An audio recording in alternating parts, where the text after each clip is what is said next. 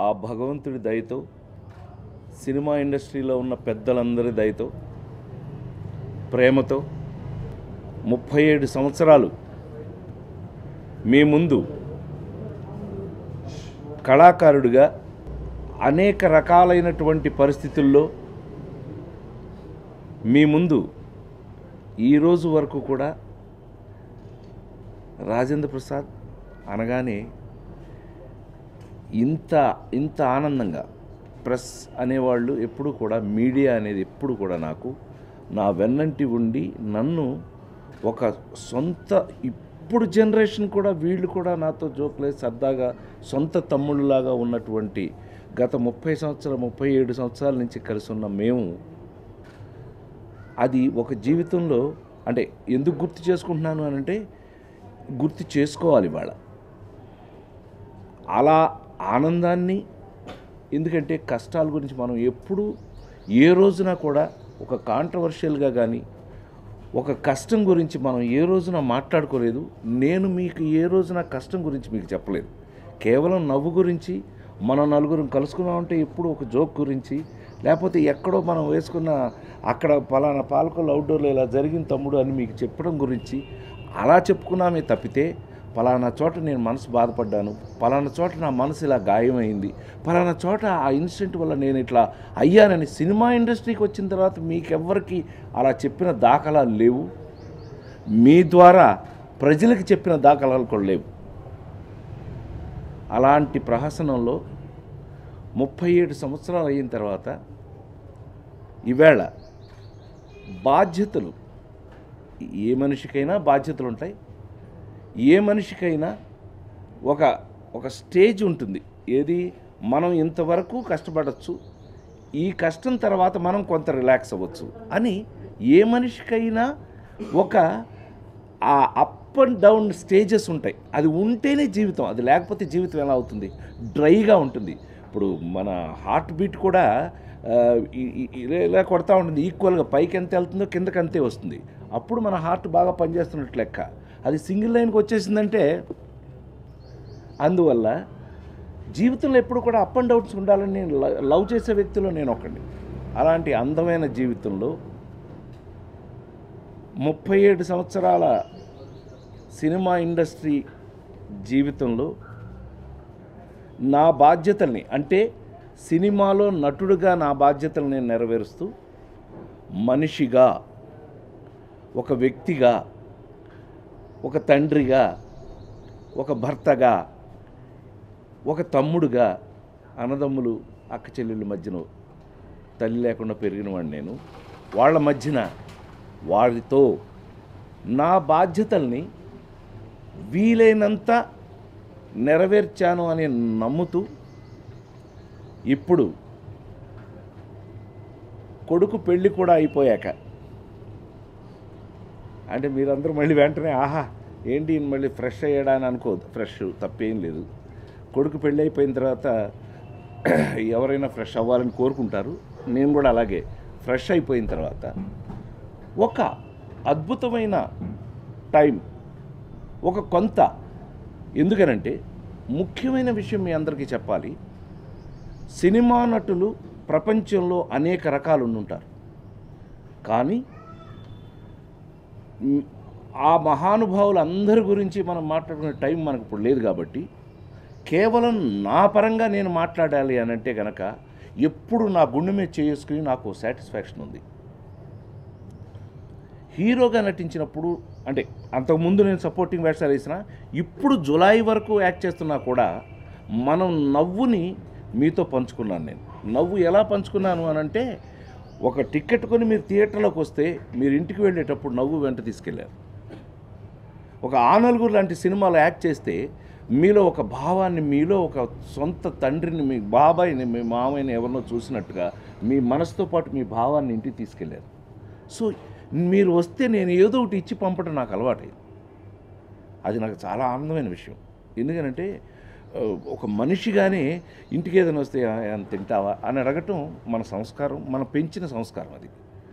అలాంటిది చాలా అందమైన సాటిస్ఫాక్షన్తో నేను నటుడిగా మీ అందరికీ నా చేతనైనంత వరకు నా పాత్రల ద్వారా మహానుభావులు, రచయితలు, దర్శకులు, నిర్మాతలు, ఆఖరికి నాకు ఒక టైంకి టీ ఇచ్చి నన్ను నాకు భోజనం పెట్టిన మా ప్రొడక్షన్ వాళ్ళతో సహా నన్ను చాలా బాగా చూశారు, అద్భుతంగా.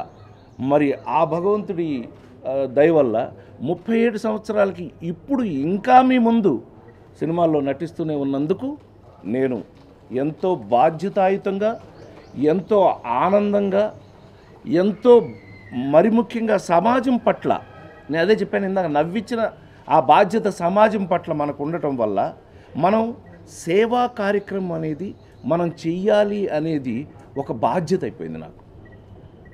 అయితే ఈ ఆలోచన అంత ముందు ఎందుకు రాలేదు అని అంటే ఇందాక ఆల్రెడీ చెప్పేశాను నేను. సో ఈ రోజున మీ అందరి ముందు సినిమా ఇండస్ట్రీ పెద్దలందరి సహకారంతో, మరి ముఖ్యంగా ఇప్పుడున్న యంగ్స్టర్స్ అందరూ, యంగ్స్టర్స్ అంటే నాకు చాలా ఇష్టం, ఎందుకంటే నేను కూడా నా మనస్తత్వం యంగ్స్టర్. వయసు ఏదైనా పక్కన పెడితే నా మనస్తత్వం మాత్రం యంగ్స్టర్స్.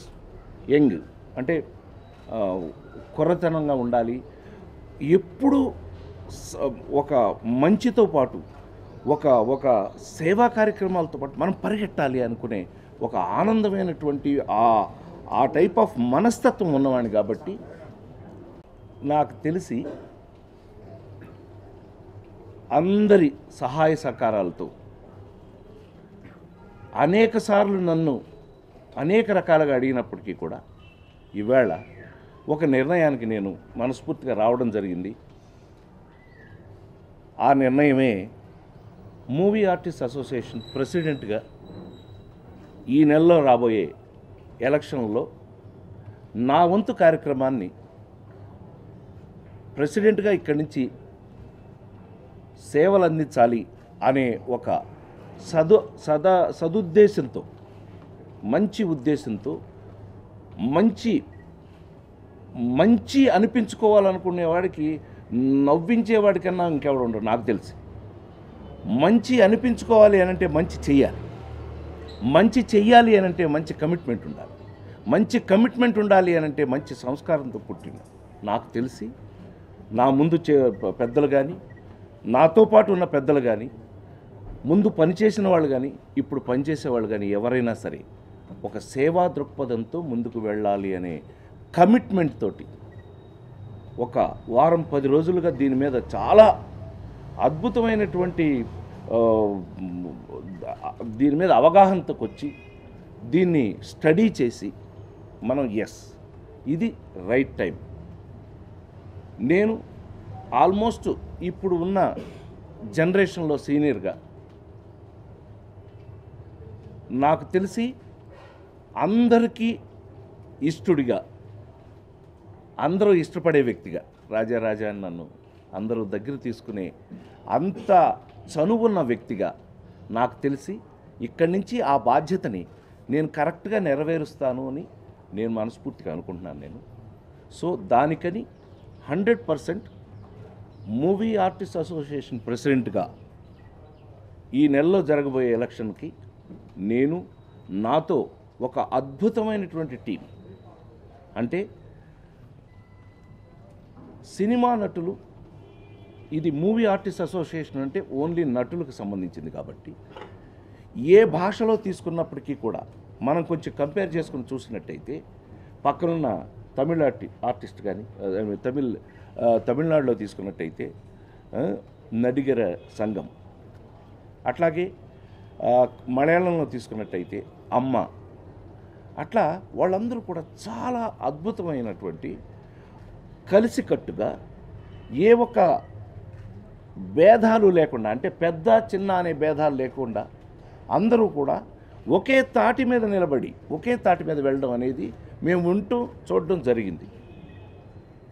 అది ఒక ఇన్స్పిరేషన్గా తీసుకుని ఈవేళ అందరం కూడా, అందరికీ ఇష్టడిగా నేను అందరినీ కలుపుకోవాలనేటువంటి మనస్తత్వంతో అందరం కలిసి అద్భుతంగా పెద్ద చిన్న అనే తేడా లేకుండా సేవ ఎవరికైనా సేవే.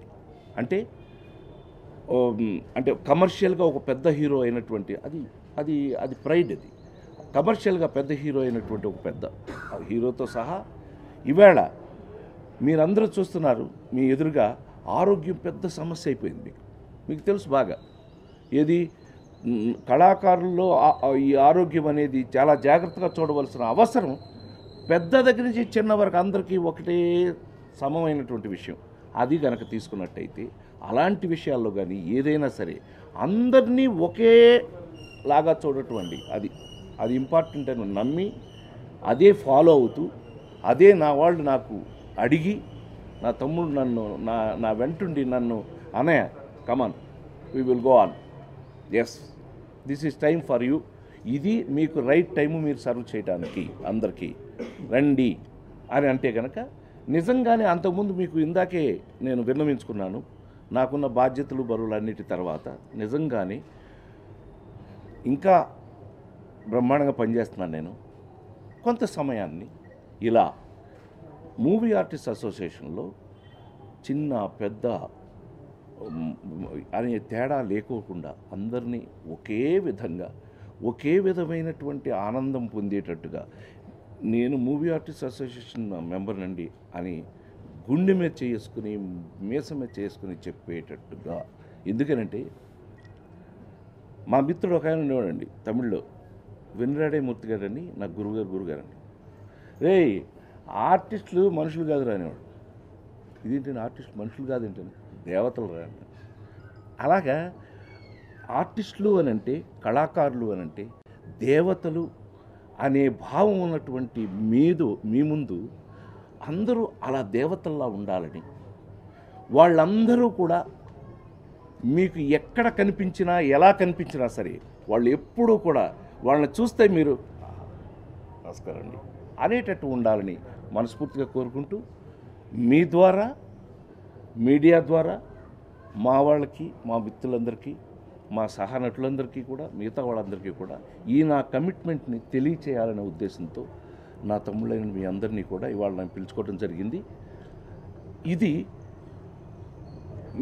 మీ అభిప్రాయాలు కూడా నాకు చెప్పి అన్నయ్య నువ్వు కరెక్ట్ అనో, మీరు కూడా నాతో ఎప్పుడు కలిసే ఉంటాం మనం.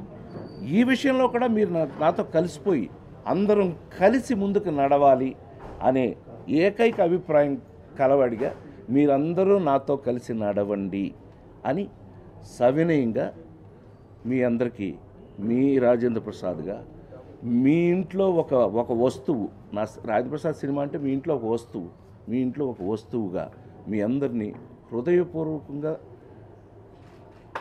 కోరుకుంటున్నాను.